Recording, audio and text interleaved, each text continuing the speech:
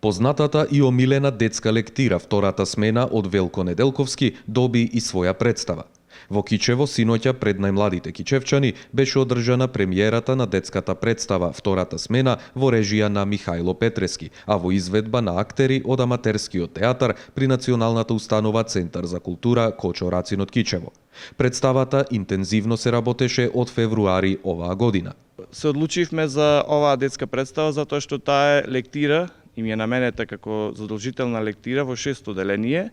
И за полесно да ги обработиме сите тие лектири, се одлучивме на еден таков чекор, секоја година да работиме барем по еден таков проект, што ќе им помогне на децата во самата обработка на лектирата.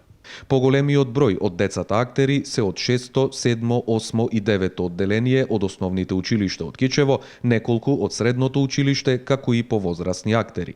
Откако представата пред кичевската публика ќе се одигра уште неколку пати, во текот на наредните недели планирано е представата да гостува и во другите градови низ Македонија. Овој проект е поддржан од Министерството за култура на Република Македонија.